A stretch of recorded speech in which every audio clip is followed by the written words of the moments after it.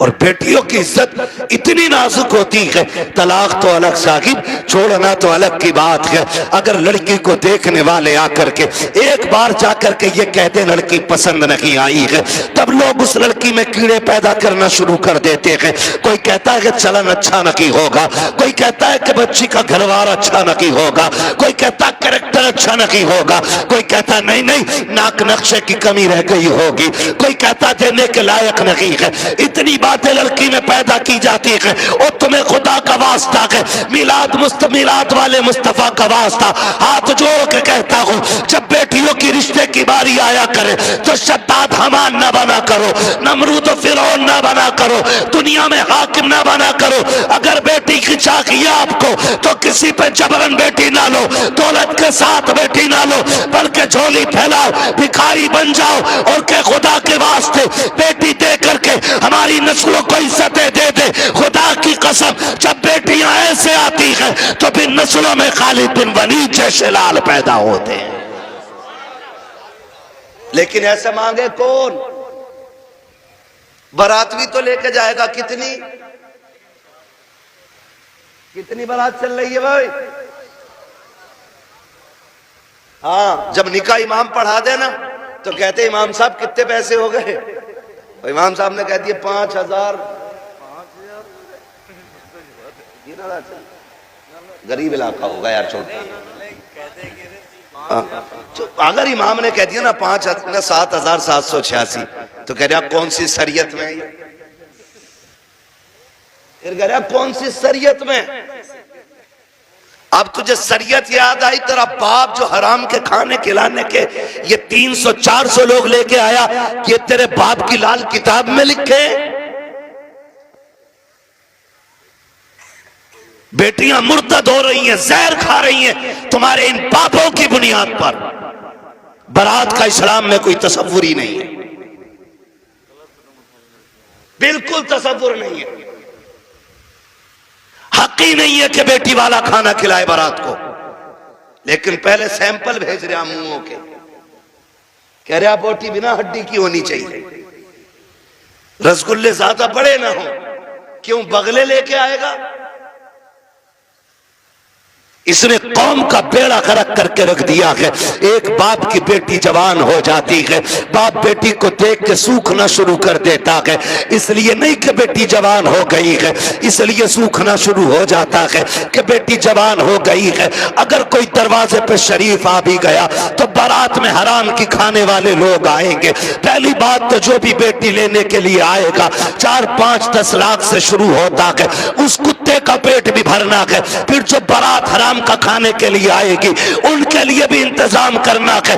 हद तो तब हो जाती है जब 400 बाराती खाने के लिए बैठे हो और लड़के का बाप बगल में परस दबा करके बारात के टेबलों पे चक्कर लगा के पूछता है नमक ठीक है कि नहीं, मिर्च ठीक है कि नहीं, कोई कमी तो नहीं रह गई है। पूछना तो ये लड़की वालों को चाहिए था, ये क्यों पूछ रहा है तयूस की औलाद? इसको हक किसने दिया है कि ये खाने की कमी पता करे? और कितने बेगैरत होते हैं, उसके बावजूद भी उठ के कहते हैं नहीं जी बात तो ठीक है, खाना भी सही है, लेकिन नमक ज्यादा कर दिया गया है, मिर्च तेज कर दी गई है और बेगैरत नाक तक खा चुका है, तो खाने में ऐब निकाल क्यों रखा है? पहली बात तो ये है लड़के वालों को हक नहीं है कि वो बारात के खाने के बारे में पूछे और फिर ये कहे खाना कैसा है। सुन बेगैरत सुन, जब तुझे लगे कि तेरी बारात हराम के लुक में तोड़ रखी है तो कोने में झांक के देखना, उसी पिंडाल के किसी कोने में लड़की का बाप सहमा हुआ होगा, गर्दन झुकी होगी, बगल में हाथ होंगे, आंखों में नमी होगी, कभी बारात देखता होगा, कभी आसमान को देखता होगा, कहेगा मालिक आज लाज बचा लेना। अगर एक बाराती फाके से चला गया मेरी बेटी को पूरी जिंदगी ताना दिया जाएगा। करीब बाप खड़े होकर के अपने रब को आवाजें दे दे के कहता है मेरे परवरदिगार खाने में बरकत देना, अल्लाह खाना कम ना पड़ जाए। और जब खाने से निकलता बंदा अगर वो पूछता कि बताओ खाना कैसा था, और एक बेटी के बाप से बड़ी बेगैरती से कह दिया जाता है कि खाना ठीक था लेकिन नमक की कमी थी, मिर्च ज्यादा थी, बाप का कलेजा टूट जाता है। मैं पूछना चाहता हूँ, अगर नमक ज्यादा भी था, मिर्च तेज हो गई थी, अगर तुम इतना कह देते अल्लाह का शुक्र बहुत अच्छा खाना है, तो तेरा क्या चला जाता? कम से कम गरीब का मान रह जाता, उसका दिल रह जाता। तूने खाने का इनकार किया, उसका दिल भी तोड़ा, रब को भी नाराज किया। खुदा के वास्ते किसी का दिल ना तोड़ा करो, अगर हो सके तो दिल जोड़ दिया करो। अगर ऐसा करोगे काबे वाला भी राजी हो जाएगा, मदीने वाला भी राजी हो जाएगा।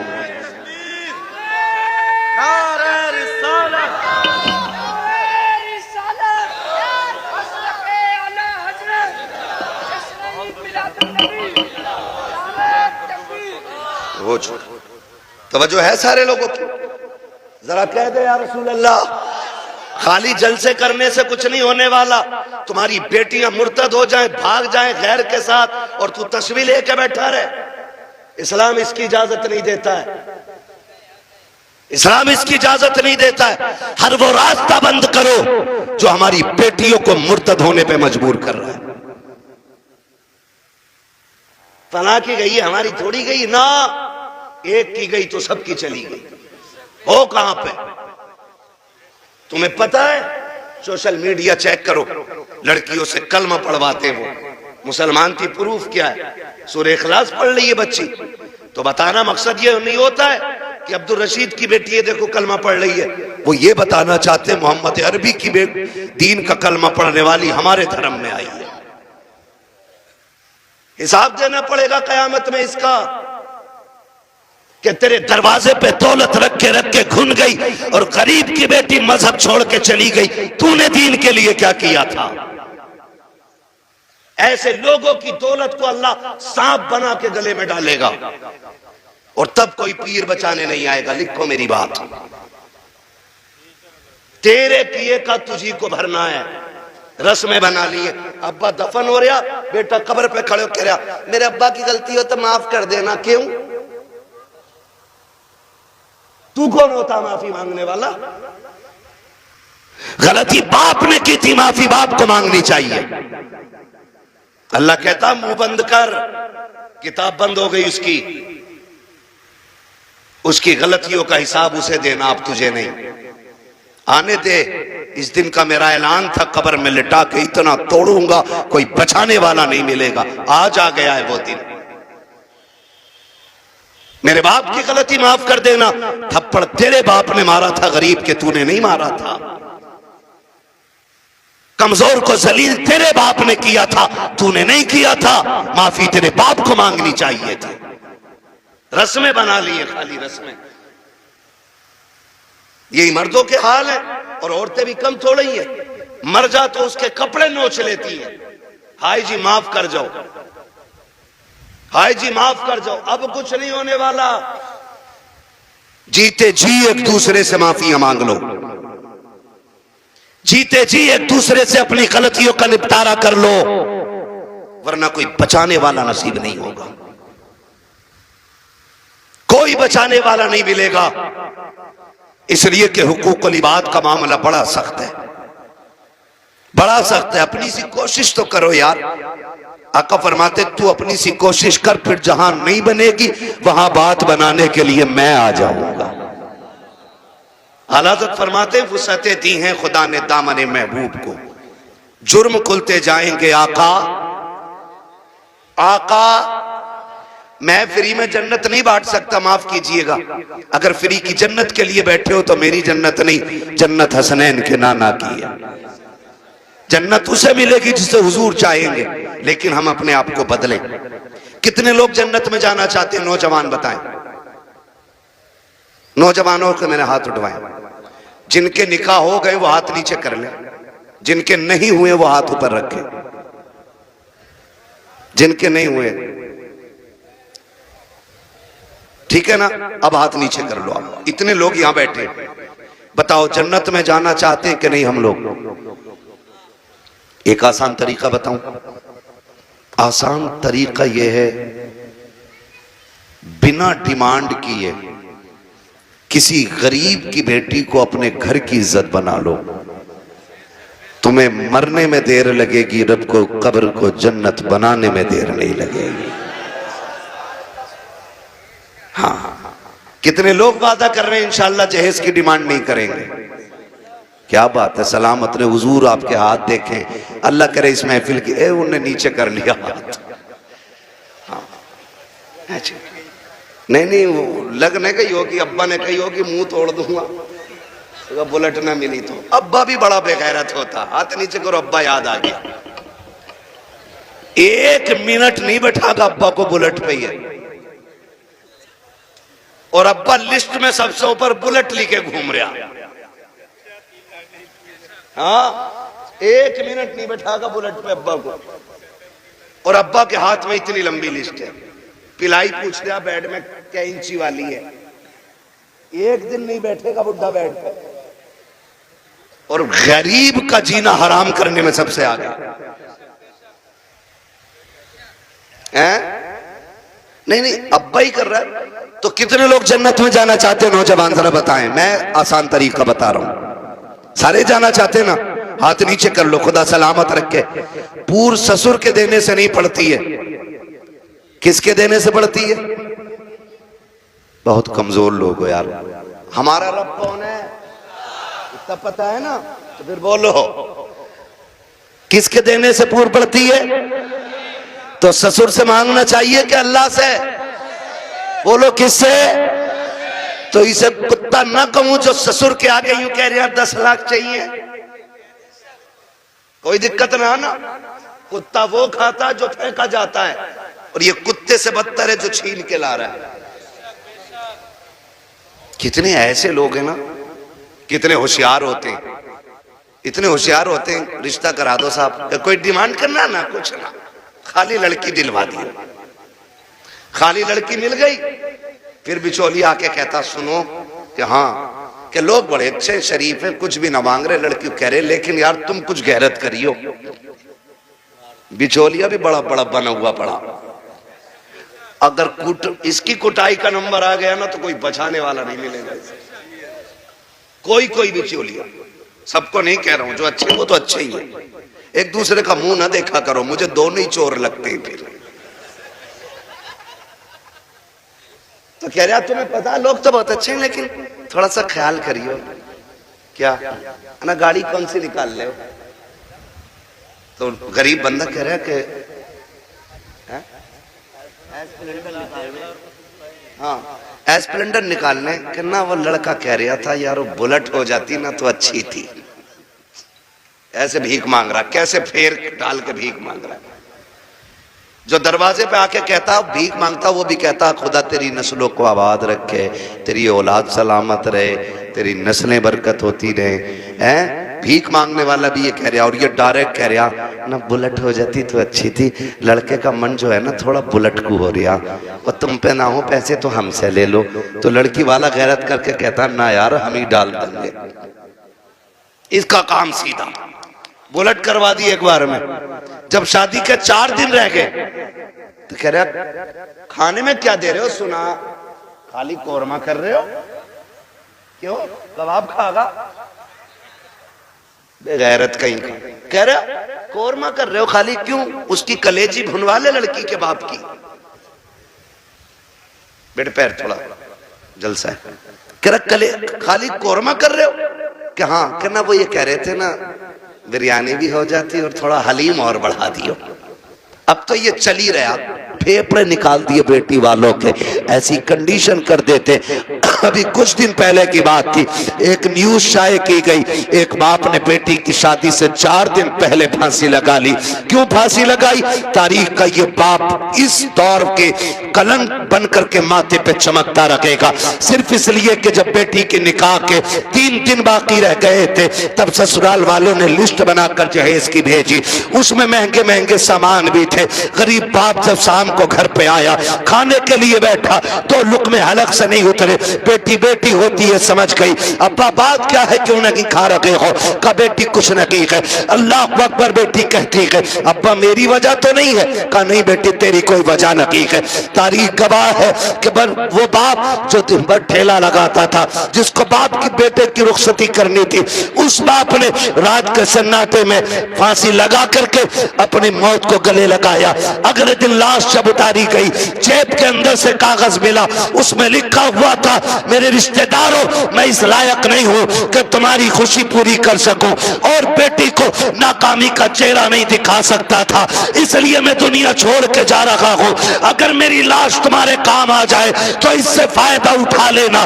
तुम्हें खुदा का वास्ता इन हालात में बेटी वालों को मत लाओ।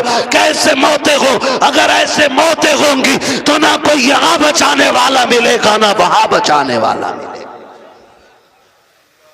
आसान करो शादियों को, करेंगे इंशाअल्लाह, आसान करेंगे। कितने लोग जहेज नहीं मांगेंगे वो हाथ उठा के बता दें। वो बुढ़े भी हाथ उठाते जिन्हें बेटों के लिए नहीं लेना। हाथ देखो कौन नहीं उठा रहा है, नहीं सारे उठाएं एक साथ। जवान भी जिन्हें, सुनो पहले समझ लो सही से। हाँ, वो जवान हाथ उठा के वादा करें जिनकी शादी नहीं हुई है कि हम जहेज मांगेंगे नहीं, और वो बूढ़े जिनकी औलाद है वो ये वादा करें हम अपनी औलाद के लिए सवाल नहीं करेंगे किसी से। कर सकते वादा? कितने लोग कर रहे हैं? जरा हाथ उठा दे। अल्लाह का शुक्र है, बस हाथ नीचे रख लो, इतनी हुजूर के गुलाम काफी थे। बाकी को तो देख लेना मैदान महशर में, सब पता चल जाएगा। बस इतने लोगों ने हाथ उठाया। अल्लाह करे इतने लोग ये डिमांड बंद कर देंगे ना, तो अगर ये 200 लोगों के हाथ उठे ना तो इंशाअल्लाह 200 बेटियों का जीना आसान हो जाएगा। और मेरा नबी आया ही बेटियों की जिंदगी आसान करने के लिए है। इसलिए 12वीं की इस महफिल में मैं बेटियों की इज्जत के हवाले से कहना चाहता हूं, खुदारा इतना आसान कर दो निकाह कि बेटियां सुबह फजर में उठ के कहा करें शुक्र मालिक तूने हुजूर की उम्मत में पैदा कर दिया है। हाँ जी, अल्लाह सलामत रखे, क्योंकि हुजूर आए, बेटियों को जीने का सलीका मिला है। और बेटियों से भी एक बात कह जाऊं आखिर में, कह दूं बेटियों से भी एक बात, आखिरी बात है, बेटियों से भी कह दे रहा हूं। बेटियों से गुजारिश है, कभी भी अपने बाप के सामने खड़ी ना होना। खड़े होने का मतलब यह है कभी बाप के मुकाबले में ना आना। कभी ऐसा नहीं होना चाहिए कि बाप के जायज फैसले पे तुम इनकार करो। कभी ये मत कहना। आज जो रस्में चल गई है ना, जो कुछ नकाब पहन के सोशल मीडिया पे बच्ची आई, या आप देखें प्रेस कॉन्फ्रेंस में आके कहती हैं कि हमारी आजादी हमारा हक है, हम नकाब क्यों पहनेंगे, हमें जरूरत नहीं है। ऐसी बच्चियों को देख करके कई बच्चियों की सोचें बिगड़ती जा रही हैं। मैं बेटियों से गुजारिश करना चाहूंगा, कभी बेटियां बाप के मुकाबले में आके खड़ी ना हो, और कभी ये ना कहें कि मेरा जिस्म मेरी मर्जी है, मेरा वजूद मेरी मर्जी है। मेरी बेटी अगर रुखसती की बात निकाह की आए ना, तो कभी बाप से जहेज की फरमाइश न करना। कभी ये मत कहना अपने बाप से कि अब्बा जैसा फलां की बेटी को जहेज मिला वैसी मैं लेके जाऊंगी, इसलिए कि हो सकता है तेरे बाप का कब्जा ना हो। इसलिए कि हर बाप अपनी बेटी को अपनी हैसियत से बढ़ के ही देना चाहता है। ये क्लियर, हर बाप अपनी बेटी को सुन रहे हैसियत से बढ़ के ही देना चाहता। इसलिए बेटियों से गुजारिश है, अगर रुखसती की बारी आए और बाप पूछ भी लेना बेटी बता क्या क्या चाहिए, तो उसके कदमों में बैठना और उसके आगे दुपट्टे की झोली बनाना, कहना बा अगर देना है ना तो चंद मोहब्बत की दुआएं बेटी की झोली में डाल दे, इसलिए कि तेरी दी हुई महंगी वॉशिंग मशीन 4 साल में खत्म हो जाएगी, तेरा दिया हुआ फ्रिज 3 साल में गल जाएगा, तेरी दी हुई बाइक साल 2 साल 10 साल में टूट जाएगी। प्यार भरी दुआएं दे दे आखिरी सांस तक काम आती रहेंगे। और कभी बाप के मुकाबले में बेटियों खड़ा ना होना, कभी इनको जलील ना करना। मुझे तो हैरत होती है वो बेटियां जो बाप की मर्जी के बगैर किसी के साथ भाग जाती हैं, उनकी हिम्मत कैसे हो जाती है कि वह बाप के चेहरे पे कलंक लगा जाती है। उन्हें भरोसा कैसे हो सकता है 2 घंटे नाली पे बैठ के बात करने वाले नौजवान पर कि जो अपने बाप की इज्जत की फिक्र नहीं कर सकता, वो तेरी इज्जत की रखवाली क्या करेगा। और मैं नौजवानों से कहूंगा, ऐसी बेटियों से कभी निकाह न करना जो शादी से पहले तुमसे फोन पे बात करती हो, इसलिए कि जो अपने बाप की इज्जत की रखवाली नहीं कर सकती, वो अपने शोहर की इज्जत की रखवाली कभी नहीं कर सकती है। नारे रिसालत के आला हजरत। बहुत बढ़िया। आपसे कहना चाहता हूं, मत कीजिए ऐसी बच्चियों से शादियां जो शादी से पहले आपके साथ फोन पे बात कर रही हैं, इसलिए कि जितना बाप ने एहसान तुम पर किया है ना बेटियों, तुम्हारा शोहर नहीं कर सकता है, नहीं कर सकता है। और ये तेरा मजनू लुल, ये 3 घंटे मच्छरों से कटवाने वाला नाली पे बैठ के और कह रहा तुझे चांद तारे दिखाऊंगा, जो खुद मच्छरों से नहीं बच रहा, ये चांद तारे दिखागा। हाँ, और फिर बाप की इज्जत पे कालिक पोतने वाली बेटियों का अंजाम या तो फ्रिज में टुकड़े मिलेंगे, या बोरी में रोड पे मिलेगी, या ईख के खेत में टुकड़े मिलेंगे, या फ्रिज में पैक मिलेगी। इसलिए कि लव मैरिज के अंदर कितने दिल तोड़े जाते हैं, कितनों की इज्जतें उड़ाई जाती हैं, कितने दिलों से खिलवाड़ होता है, ये कोई नहीं जानता है। इसलिए इस तरह की शादियों पे लानतें बरसा करती है। अरेंज मैरिज कर, माँ बाप की मर्जी से कर, खुदा की कसम जिसमें सबकी रजा होती है उसी में खुदा की रजा होती है।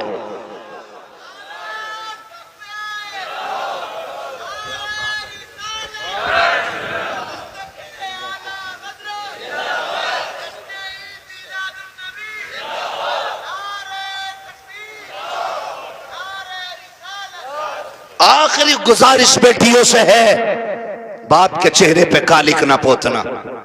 और मैं तुम्हें कितने बेटियां आज भी दिखा दूं कि जिनको चांद के पार ले जाने वाली बातें लोग करते थे और 6 महीने बाद तलाक दे के धक्के दिए, सारी सोसाइटी ने मुंह मोड़ लिया।